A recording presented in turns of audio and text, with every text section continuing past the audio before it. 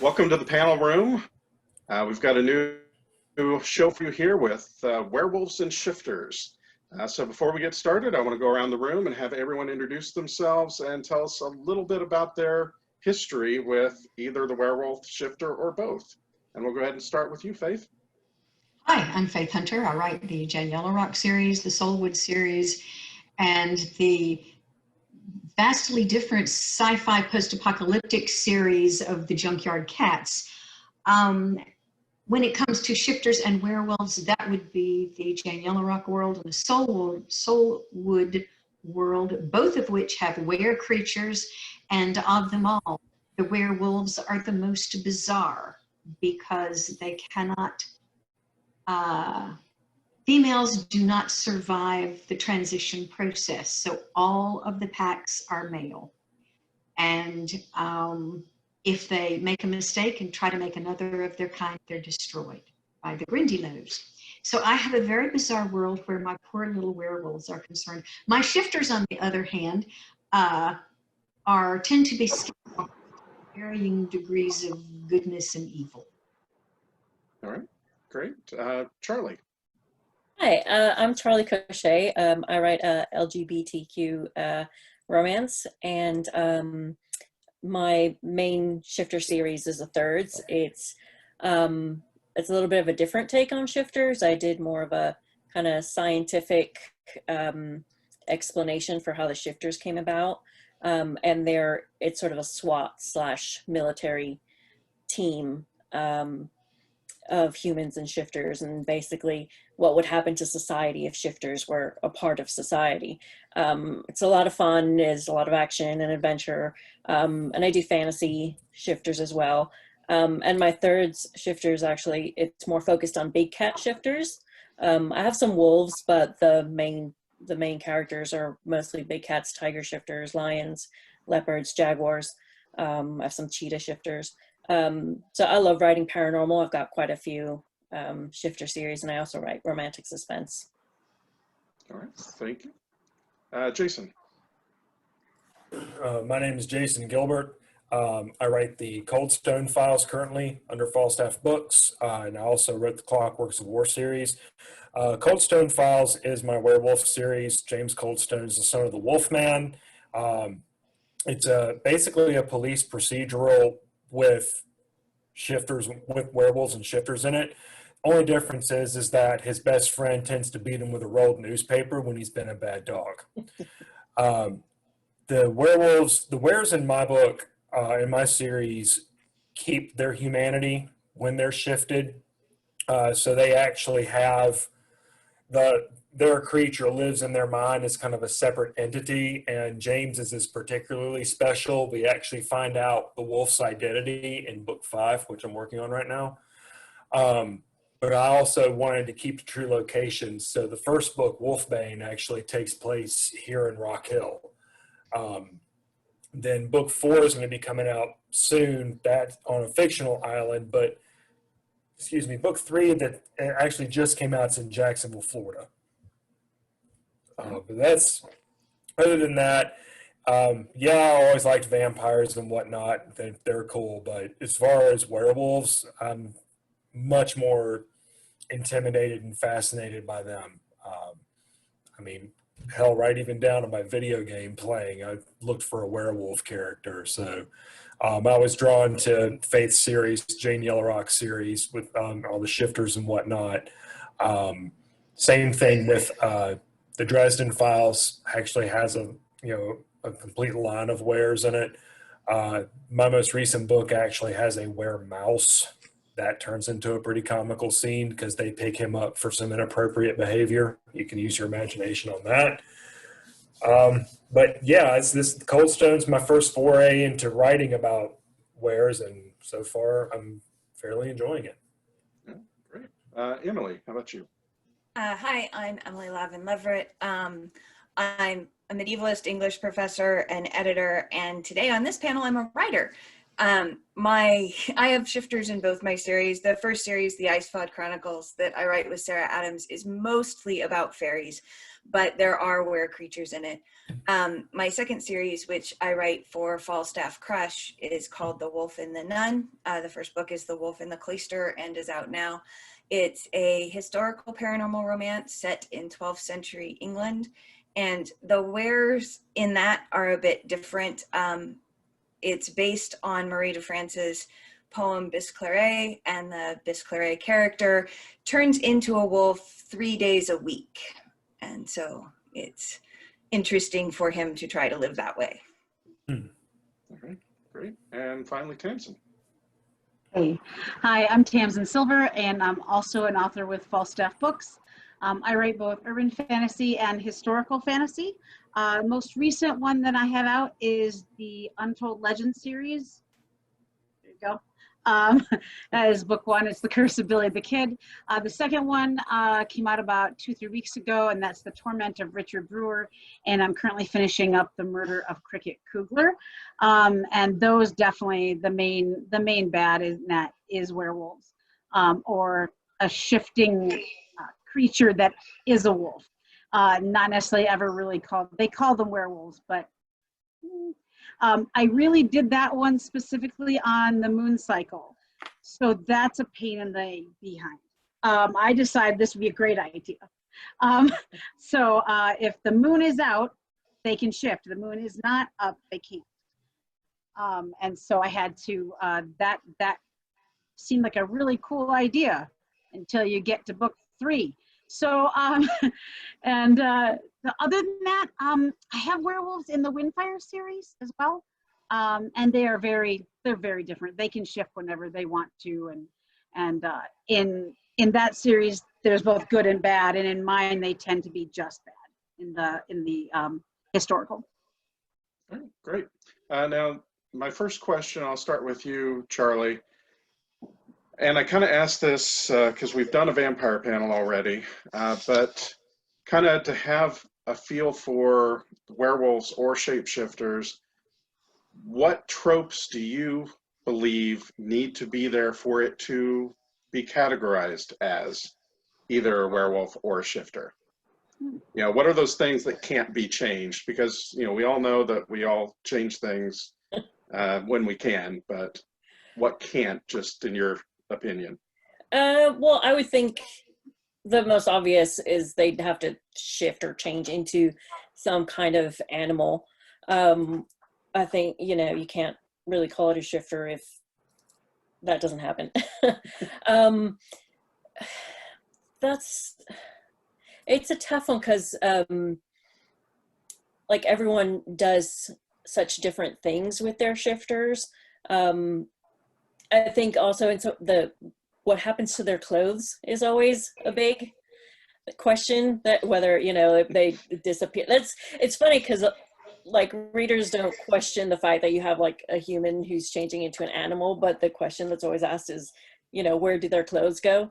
So, you know, whether they magically disappear or, you know, they have to get, you know, undressed first to shift, but you always have to take that into consideration.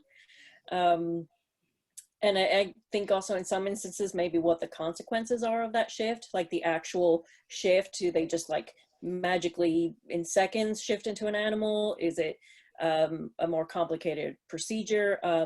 In my third series, the guys, the shifters, they have to actually undress, and it's more of a painful process. So like their bones pop out of place and fur grows out of their skin, and it takes several seconds. It's not something that they just bounce back from, and there's a care process that comes after the shift as well. So I think those are, off the top of my head, I can think certain elements that we kind of see in all books that have to deal with shifters. Definitely. Now, what makes them unique in your stories, in your universe?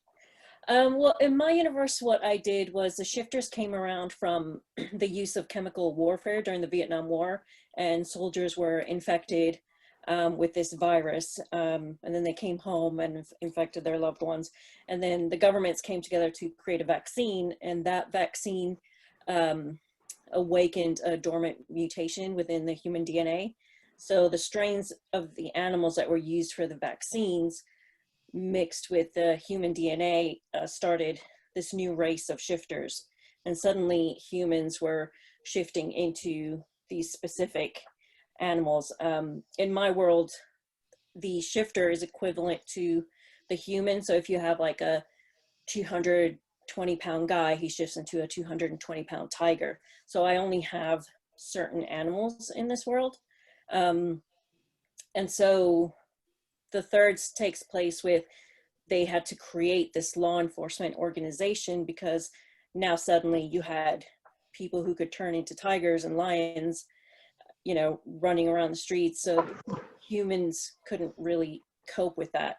So we have the Thirds organization, which has a fantastic acronym because it's the Therian Human Intelligence Recon Defense Squadron. So we have these teams of humans and what I call Therians in my world. And so they're trying to promote equality between humans and shifters. And so these are the series deals with Unit Alpha and Destructive Delta, which is the team that gets called out, and they're like a defense team. So they're like a SWAT team, and they get called out for shifter crimes. And so the series deals with the team really and focuses on the main couple, which is the team leader and his partner. So it deals with a lot of sort of like prejudice and how there's humans always kind of develop this new hate for things they don't understand. So in this world, it's the shifters and Therians and this war between humans and Therians and how this team is just trying to keep the peace and like bring about equality for everybody. Perfect. Jason, how about you? Any tropes that are essential, and what do you do that's unique in your universe? So, kind of sort of like Tamsin, my wares can change whenever they want, but what's different is during the full moon, James can't help it. So where he can be in a situation where in a pinch he can shift, and in a pinch shift back to human, no problem. When the moon's out, he's a werewolf, period, dot. So he has to make sure that he is in a position where he can do a night run. So that's one of the tropes that I want to keep around. And then, of course, you know, the way they behave, their loyalty and their personalities and whatnot, because, I mean, they're dogs. Shifters in my world, the only thing they can't really shift into is another human being. So they can shift into animals, or they can shift into were versions of those animals. We have that in book 1. But they're very rare. They don't happen often. And a lot of the shifter magic and a lot of the, you know, what's behind wares and whatnot has a lot to do with Native American lore and Viking lore. So you get a bit of both. Fenrir is brought up quite a few times, and then in the new book, we're starting to see some more of the Native American side of things come in as James discovers more about himself. Difference though is with the shifters, they've always been able to keep their humanity because they're just shifting, whereas we're not. So there was an event that happened, you know, way back when, so that they could also keep their humanity. Excuse me. But that's mostly the tropes I keep in. It goes back to with it's more of a personality thing. Now, as far as the size of them, like what Charlie was talking about, James is 6'5" and about, I'd probably give him 240. I mean, he's not a small dude. When he shifts, he's 8 feet tall and 800 pounds. He's giant. He looks about like a gorilla in a wolf suit. Same thing with all the wares. They get enormous. So that's one big difference. And that's why my shifter villain in the first book tends to prefer to shift into werewolf form, when he's fighting James, so he has a fighting chance. Now, to account for the mass, do you do anything in your writing to the change from the 240 to 800? He feels his muscles growing. He feels his bones shifting around and changing. I mean, I keep it brief because I am the wordy dude who will give you 6 pages of what the shift looks like if you let me. So I try to keep it concise. And then as far as explaining the clothes, he has to strip or he's going to lose whatever he's wearing. So he has no problem changing if he's dressed. So there have been occasions where his best friend Phillips had to go, dude, we need to stop by the store because you're running out of outfits. You've shredded all of them. All right. Emily, how about with yours? Mine are a little different. Marie de France was writing in the 12th century, and her werewolf story, she's very specific. He's the first werewolf written in England that stays sane when he becomes an animal. And so it's different. Like I said, it's not on a lunar cycle, it's on a weekly cycle. So I feel you, Tamsin, with going like 1, 2, 3. How many days does it take to get to France, and how many times would he change? And but in the original story, he leaves his clothes in an abandoned church. And so I kept that. So he goes and takes off his clothes and turns into a wolf for 3 days.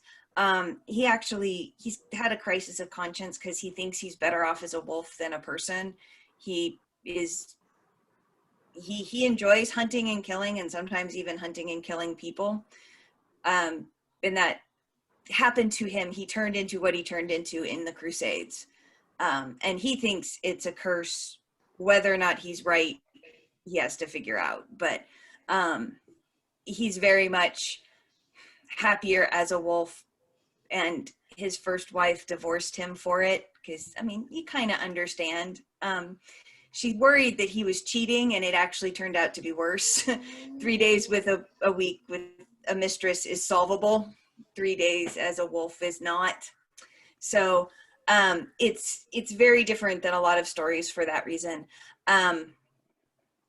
But it's also a romance, and so it's not as dark and scary as it could be. The werewolf, he is a really genuinely good person, and the other character, Marie, based on the nun Marie, is also kind of an outcast as a nun because she's also divorced.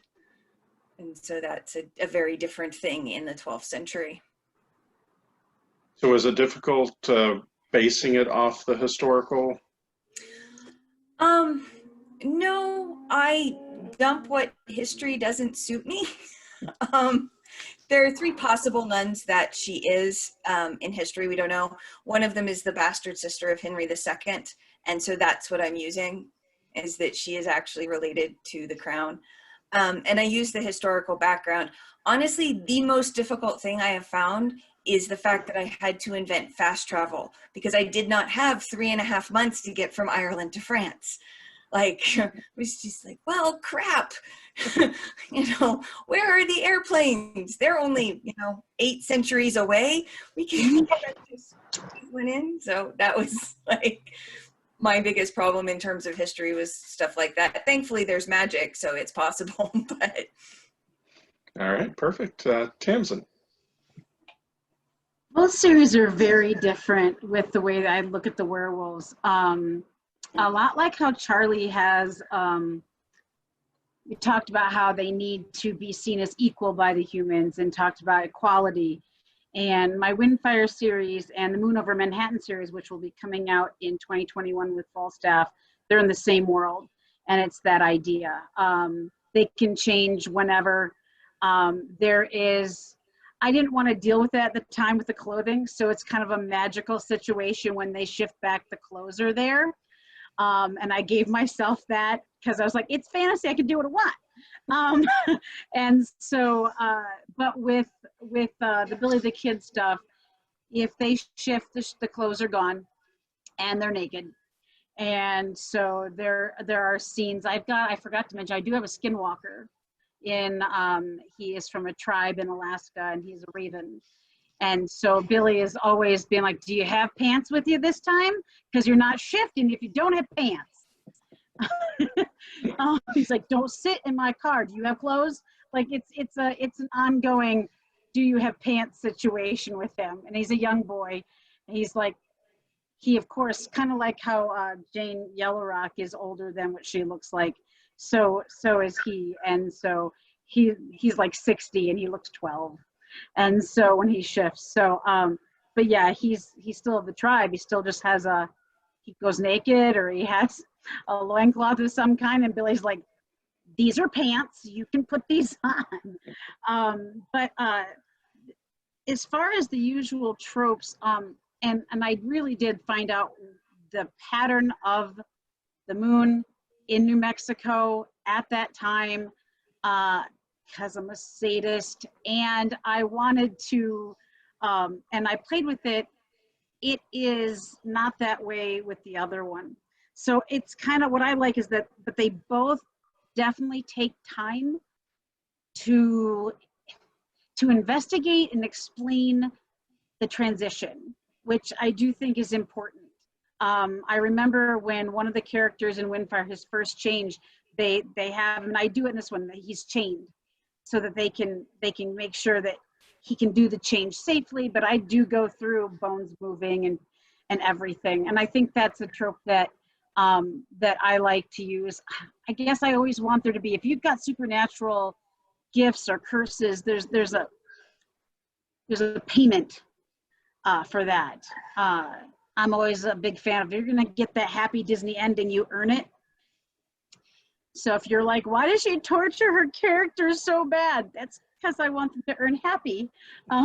So yeah, that's a little bit of the difference. And the werewolves in the Curse of Billy the Kid series are people who don't really understand them, see them as demons. And that's not fully the case. And I don't want to give more away because it's part of the storyline. Definitely.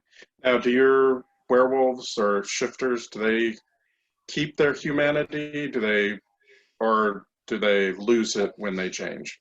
So that's actually one of the things that's concerned in Windfire and all. They keep their humanity and all that. In the Curse of Billy the Kid, some do, some don't. Especially as we get into the 1949 section, you learn there are some that they refer to as ferals, or ferals they have tried to train. And they are a little more like serial killers instead of having a cognizant thought. So some do, some don't. Okay, great. Faith, how about with you?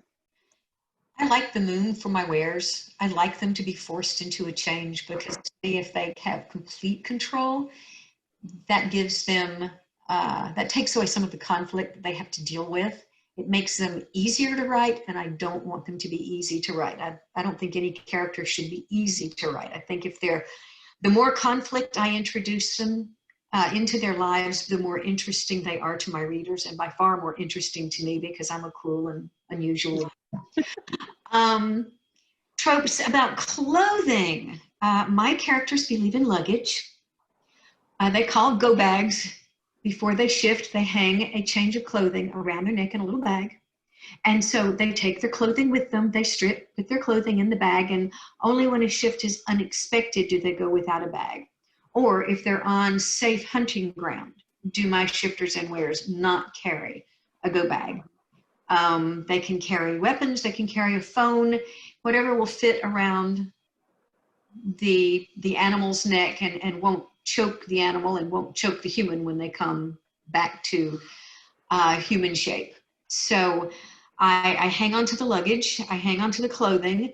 I do a lot of work with the law of conservation of mass, because I like the idea of, if you have to change into something larger, where does the mass come from? If you change into something smaller with a smaller brain, what happens to the brain, and what happens to the remainder of the body? I don't like the poof idea. So my characters use non-organic material, i.e. stone with, no possibility of fossils in it, to deposit their mass into and to take mass out of when they shift. Now that's my shifters. My were creatures are all completely bound by the law of conservation of mass. So if the only ones that survived the curse that created were creatures are the ones that were large enough to shift into that creature. Anything else shifted and died, and so those were creatures disappeared and never came back. And therefore, all of my were creatures are predators because they would have eaten anything else that they perceived as a threat.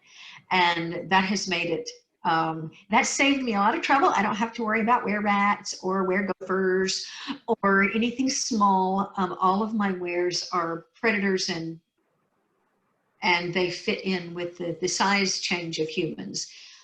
That said, I do have a 300-pound werewolf, and I did not explain where he got the genes for that, but in my opinion, there could still be direwolf genes left over in our wild wolves, and no one has ever said that's not so. And so that's where those that one particular big hulking werewolf comes from.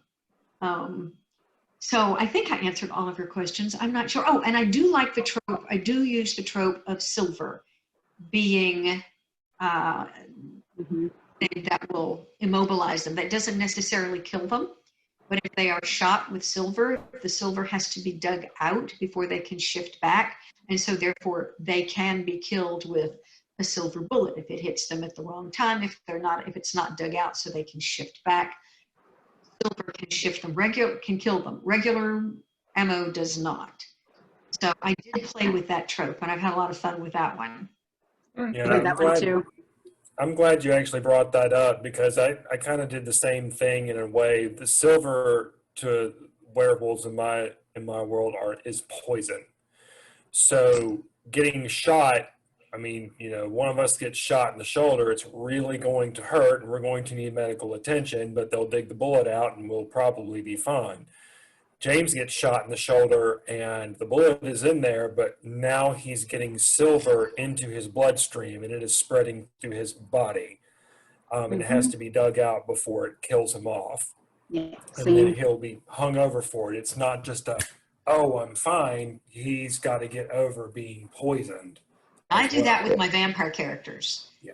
The longer the silver stays in them, the more poisonous it is, the more toxic it becomes, and they can die from silver poisoning. But I let my werewolves be able to mostly just be stuck in form and in a great deal of pain, and eventually have to have surgery to remove the toxin.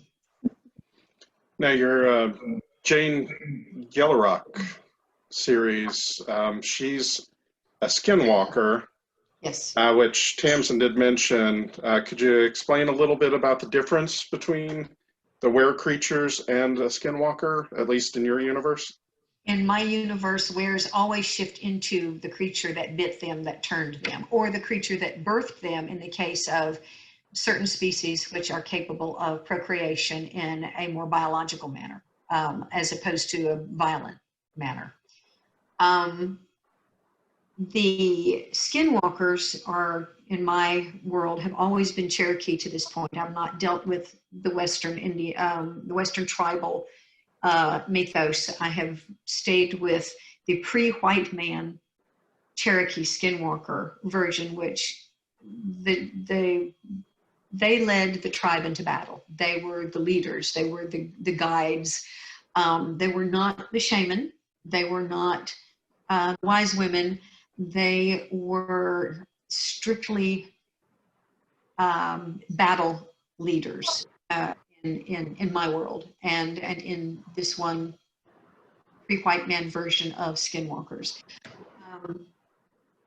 So when you combine the need to be the same size, or the risk of losing your humanity if you become something smaller and you can't figure out how to get that part of you back into yourself when you shift again into human. And then also the problem of what happens if you can't discard the extra mass you took on to, say, become a buffalo, or, well, not a buffalo, but a larger predator, a werelion, that's necessity much larger and heavier than your human self.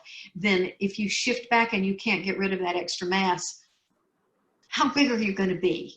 And mine are going to maintain that mass. So that's the fear every time that they shift mass, is that they're going to be larger or smaller or lose themselves. And so it's a real concern in terms of problem solving and conflict. And like I said, I really like to torture my characters, so I let that be a problem all the way through it.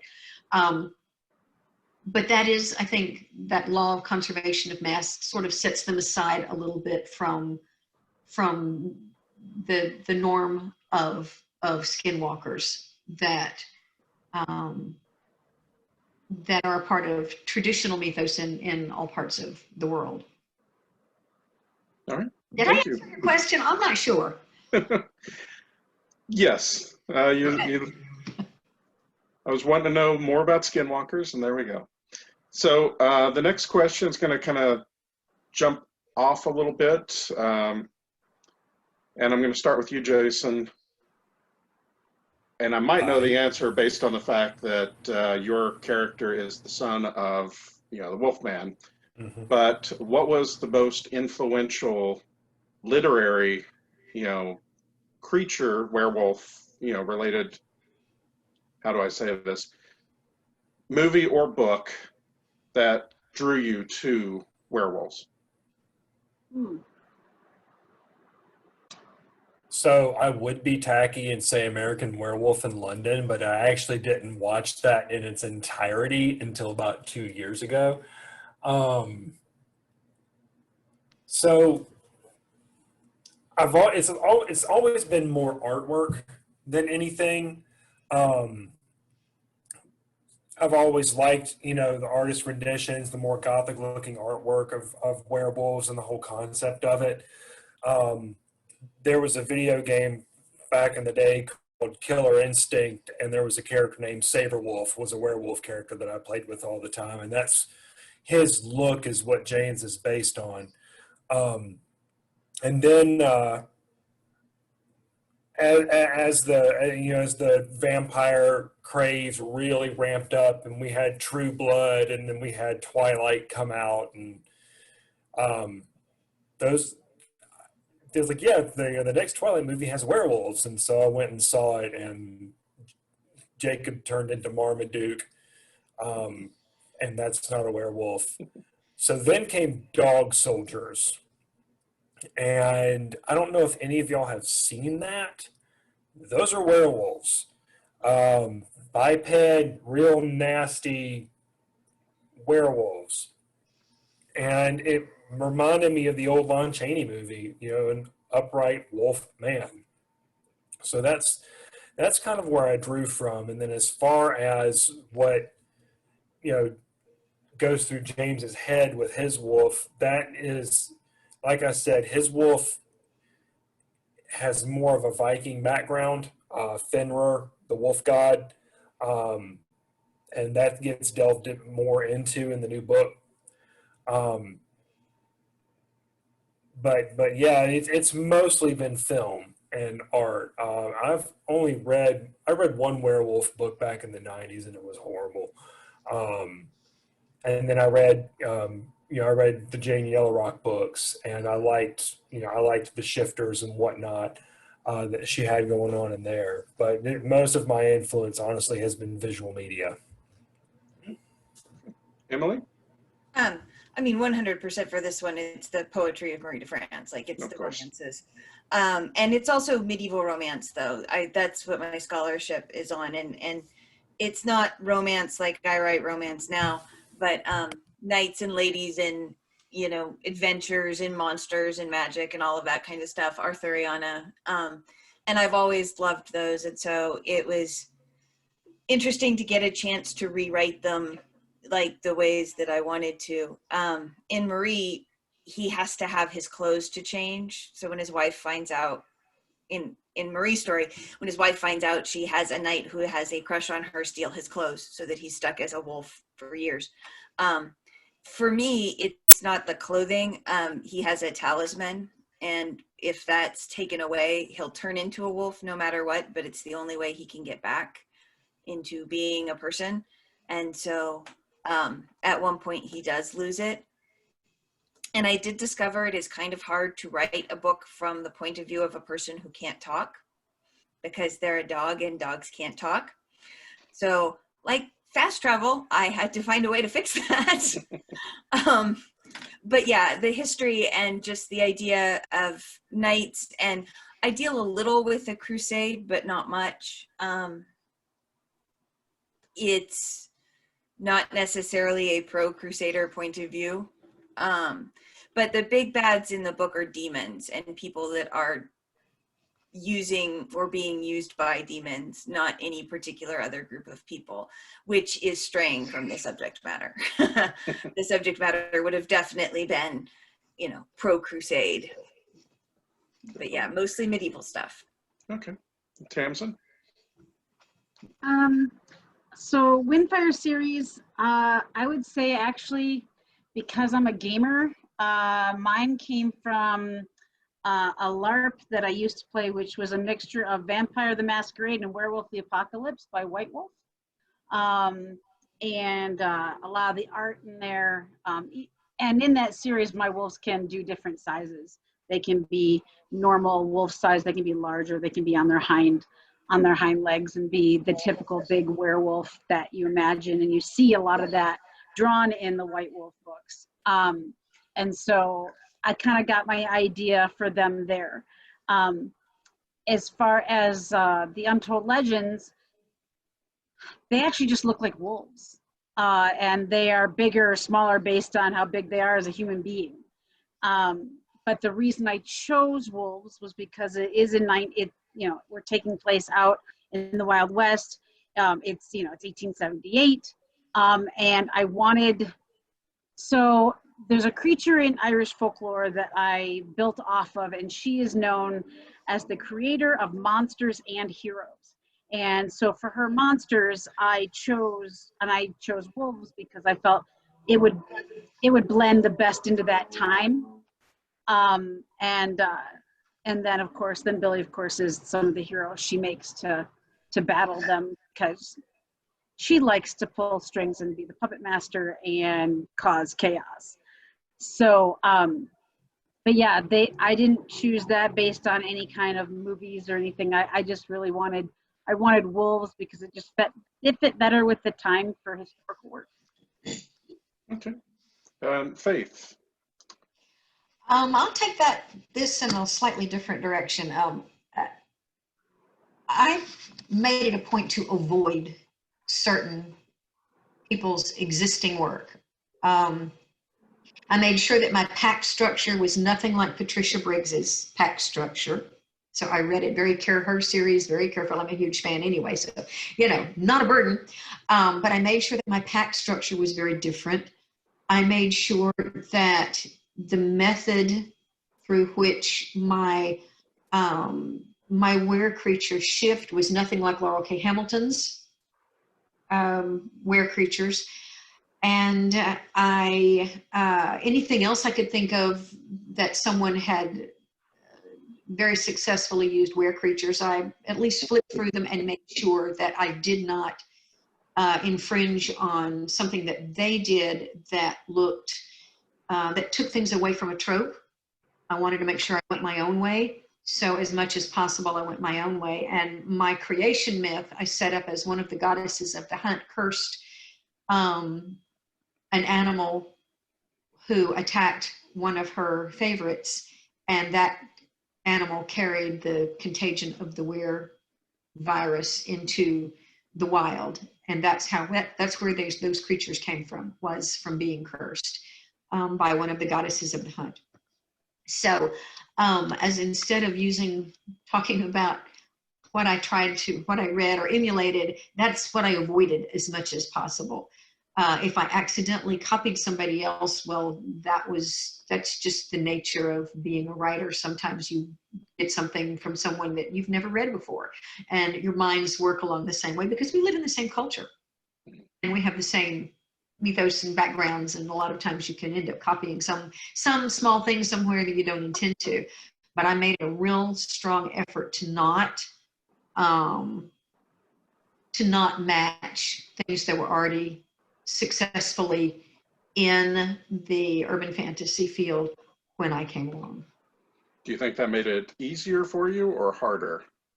Easier, because I've discovered that the more strain I put on my world in terms of stress and conflict, the easier it is to find that little tiny avenue of relief to get past those demanding conflicts and find some new creation thing that nobody's done before. So the more I dump characters and myself, the more believable my world becomes, and the easier it is for my fans to suspend that disbelief and move into whatever it is I've created.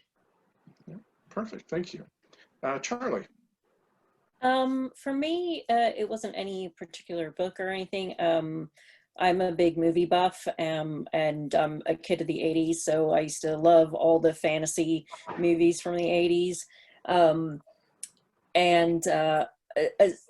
Paranormal was actually something that I was challenging myself with, because I actually started writing historical romance. And then I did a little event where the prompt was for a short shifter story, and I had so much fun with it. And it was actually a Siberian Husky shifter for that story, but it was so much fun. I was like, okay, I want to write a series of shifters. And at the time in our genre, it was mostly werewolf, wolf shifters and fated mates, and those kind of romance stories. There was a lot of them. And much like Faith, I didn't read them because I didn't want to write anything like that. And what I did was I read a lot of blurbs, I read a lot of reviews on loads of these books. And I thought, okay, I want to do something completely different. So I don't have any magic in the thirds. It's more of an alternative universe. It's all kind of scientifically based. It's has a very contemporary feel to it. It's a lot of Felids, and so it's mostly big cat shifters, and it's more, like I said, more law enforcement, SWAT, military style. So I went a completely different route. And now I read all kinds of paranormal and stuff now, but at the time I wanted to keep everything separate and just go a different direction than what was going on in our genre at the time. All right, thank you. Now, Emily, Mhm. if you had some advice to give someone that was writing werewolf or shifter story, what would you tell them? Other than reading medieval romance. Yeah, there aren't a lot of werewolves in that. There aren't very many shifters. I sort of found the one, at least in English. Sort of similar to what Faith and Charlie were saying, pretty much to write what you want. It can be super easy to be constrained by what you think people think it should be. And there is space for people to do things differently. Even though mine are romance novels in the modern sense, I'm pretty sure I'm not ever going to deal with a fated mate situation. That just is not one of the ones that I'm interested in. But I would also say read outside of that stuff. Like read, because medieval romance does not have a lot to do with a lot of modern urban fantasy until you read it and see that it could. And so that just happened to be my way into it. And I never in a million years thought I would write romance. if you went back and told me at 22, hey, guess what? When you're in your 40s, you'll be writing romance. I'd have thought that something had happened to me and I was a horrible feminist, and God only knows what it was that had happened between then and now. But now that I understand romance, I understand it might be the most feminist genre out there. But like, yeah, just don't be afraid to do things the way you want to do them, so long as you stay coherent in your own world. Tamsin? Oh yeah, I get to go after that. Thank you so much. Because yeah, that's what I was thinking when you asked the question. Enjoy what you write. There's no rules. This is fantasy. You can do what you want. And so write what you love, whatever you see in your head, whatever you like to do. You know, if you want them to be bigger, small, it doesn't matter what you do with their clothes and whether they change and you go through all that. It's about whether or not you really see it, and if you really have a passion for it, and if you just create the world, make that world strong, stick to it, and then follow through, and you can't go wrong. You just can't. It's fantasy.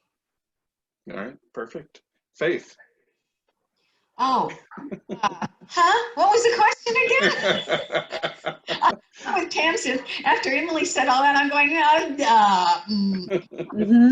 Yeah, so what was the question again? Just writing advice you'd give to someone that's wanting to write in this genre, or your specific genre, because I know we've got, 5 people here, and they're all slightly different, but they're all still shifters or werewolves. So I really stink at writing romance. I can write romantic tension, but I can't really write romance. I know my limits. My urban fantasy tends to be toward action, adventure, violence, solving of crimes, murder, vengeance. So I always go back. I've always gone back to my roots. Before I wrote as Faith Hunter, I wrote as Gwen Hunter, and I wrote medical mysteries. I wrote women's fiction. I wrote Women in Jeopardy, which are thrillers that are about women, because you can't just call it a thriller and have it be about a woman character, because real thriller writers would get their panties in a wad. And so would a lot of our real thriller readers, or so the conventional wisdom went. So I wrote all of that, and that meant knowing police procedure, and that meant doing ride-alongs, and that meant reading a lot of I don't care for true crime, but a lot of work written by people who do their research in forensics, and also knowing some forensic pathologists. So I can call and ask questions. Even after 10 years, I can call and say, hey, remember me? And they say, oh yeah, well, I'm writing different stuff now. I have a vampire. I want that one to dissolve. So, I can use all of those Gwen abilities and all of that research and all of those contacts. And I like reading crime fiction, not the true stuff, but crime fiction. And that has been the biggest help to me in terms of writing urban fantasy with an adventure flair as opposed to a romance flair. That's the only thing I have to offer there. Write what you know. Exactly. And utilize all of your resources, which include people and your past. So. Oh, I had a 2-hour discussion with someone about lye and how it affected a dead body in a casket and how long she was buried. And we at least 2 hours on Zoom discussing dead bodies. And did you discuss the correct kind of lime? We did. Yeah. We had to discuss the kind of lime that would have been used in 1949. Right. Specifically, and how much it would have done, and because when they buried her, they filled her casket with it to help cover up evidence. Yeah, and I had to know. That's the thing with historical. I didn't learn until I wrote a medieval historical romance that they didn't have matches until the 1800s. Thank you to my editor, Lucy Blue, who knew that and was like, nope, you can't do this. Oh, yeah. I should have known that. All right, Yep. perfect. So you had, Tamsin, you said 2-hour Zoom call. About how much does that take up in the story? It's a couple page scene. Okay. But I needed it right because all of the historical books about opening her casket, everyone talked about how she would have just been bones. And I'm like, I don't think that's right.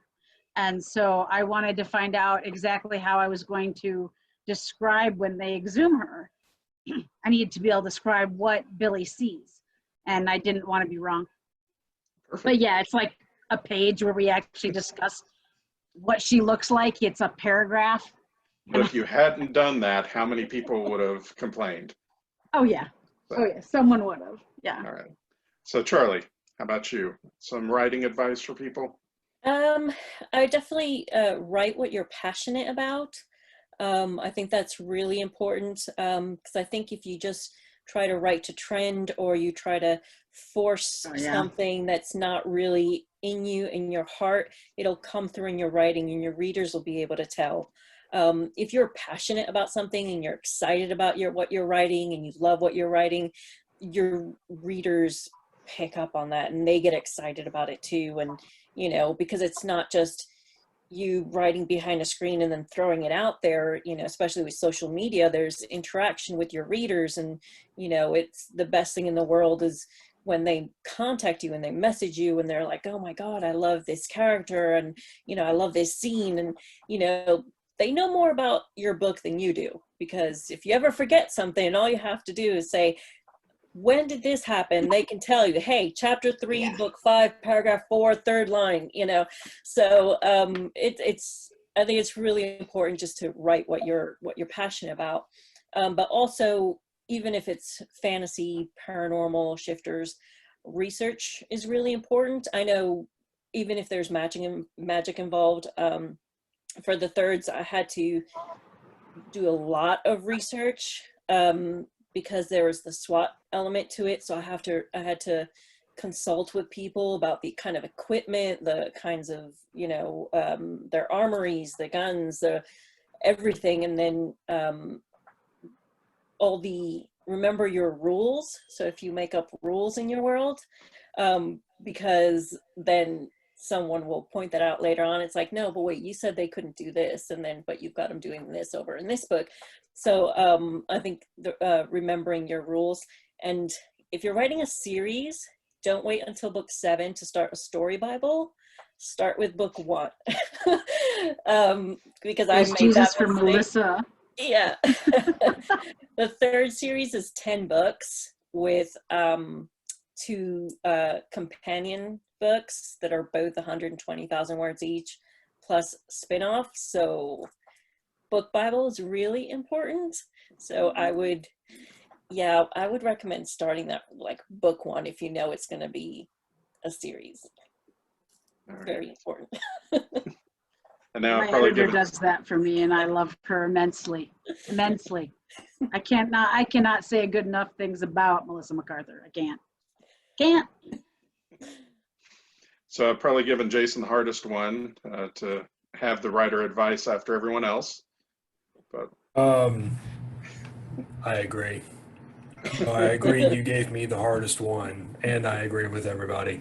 Have fun with it. I mean, your werewolf does not have to be a tortured character. James is not even remotely tortured by the fact that he is a werewolf. He has other things torturing him. He has severe daddy issues, obviously. But, I mean, for crying out loud, in my series, a character beats a werewolf with a rolled newspaper. There's another scene where he snarls in the guy's face, and the guy looks at him and goes, save that shit for somebody who didn't go to college with you. So, you know, have a good time with it. And, you know, like Emily said, write what you know.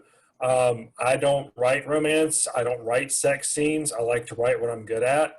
So, you know, I stick to mystery and whatnot. Yes, I know exactly what I said, Tamsin. So,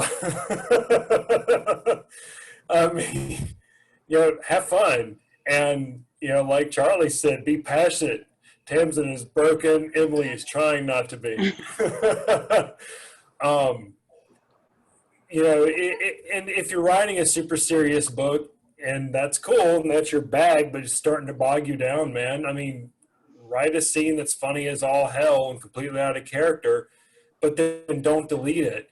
Put it away in a folder called Words for Later, because you may surprise yourself that that scene that you wrote that made no sense and was completely out of character, and you were literally just putting a snot rocket on the screen because you needed to explode for a minute, that might come in handy later. And there's a day where in that particular chapter you're in a pinch, but you're trying to get your 1,000-word goal because you're that anal retentive, and you can just copy paste 700 of those words and you're done, because what you wrote that day fit right there. Every book that I've written, every single one, I do my chapters by different files, and then every book has a folder called Words for Later. So definitely with Charlie do the World Bible, because I waited till book 3 to start doing that, and I'm ready to blow my brains out. But the Words for Later folder is probably some of the best advice I've ever been given. Never delete, no matter how goofy you think it is, because you never know, you might be able to use that. All right, perfect. Thank you. And that's going to do it for us today. But before we leave, go around again and let everyone know where they can find you on social media or find your books. And start with you, Tamsin. People can find me at tamsinsilver.com. You can also find me on Twitter under Tamsin Silver. Same thing on Facebook. And you can also join, I have a new newsletter that I'm doing. And you can join that, or you can ask me questions right through my actual first page on my website. Every single topper has a place where you can just jump to and ask questions. I'm going to be doing live videos soon on Facebook, and I'll be addressing that. So you'll be able to find me there as well. Perfect. Faith. I can be found at faithhunter.net, and while I do occasionally appear at Twitter, I don't enjoy it at all. I might show up there literally once a month to go through and look at all of the things I've ignored. I just detest it. So I'm not very fond of Facebook either, but I do go to Facebook more often. I have several fan pages there. I have Beast has her own page called Beast Is Not Prey. And I can be found under Faith Hunter and Faith Hunter Official, Faith Hunter Author. You can do all of those searches and you can find me. And then the fan pages are fairly easy to find thereafter. All right, perfect. And Charlie? My website is charliecochet.com. I'm mostly on Facebook. I have a really active Facebook reader group that you can find under my author name. It's great. We do all kinds of fun stuff in there, giveaways and a lot of exclusives, cover reveals and that kind of stuff. So I'm on Facebook more than my other social media. And my Facebook is under Charlie Cochet as well. But yeah, I've got Twitter and all that under the same author name. I'm easy to find on social media because I just use my name for everything. But yeah, Facebook is the best place. And then my website has all my books and the info and the blurbs and everything. All right. Jason? You can find me on Facebook espousing bullshit, usually on a daily basis. You can search me by name, Jason Gilbert, because I'm super creative. Jason Gilbert, author, for my author page. I have an author page on Amazon. You can check out my website, jasonhgilbert.com, that I probably really need to update because I really suck at that. I do have a newsletter, so as soon as you go to the site, you can sign up for that. That's actually about to change up soon, so if you like free stuff, definitely check that out. And if you really don't feel like hunting me by individual and you want to check out a bunch of other awesome authors, you can also check me out at falstaff.com. Falstaff Books, they've got a whole slew of awesome authors that I get to hang out with and sell books with. And yeah, buy my stuff. See, I said stuff, not shit. You happy, Jim? And then Emily. You can find me at emilylavinleveritt.com. That's my author page. There's a newsletter sign up there, and with signing up for the newsletter, you get a free story It's a vampire story set in the Icefod Chronicles world. You can find me on Twitter at Emily Leveritt, Facebook, Emily Leveritt, Instagram, Emily Leveritt Author. But that's mostly cat pictures. And lately, because my school is still managing to meet face-to-face every day before class, I take a picture and post a selfie of my mask of the day. So you can follow that if you like. My newsletter also has masking cat pictures in it. And if you watch online cons and stuff, I've got some stuff that'll be at Multiverse too in a few weeks in October. And I think some other people on the panel do as well. So that's something you can check out as well. Yeah. Perfect. Again, thank you everyone for attending, and thank you for watching. We'll see you guys next time. Thanks for having us. Bye. Thank you. Is that a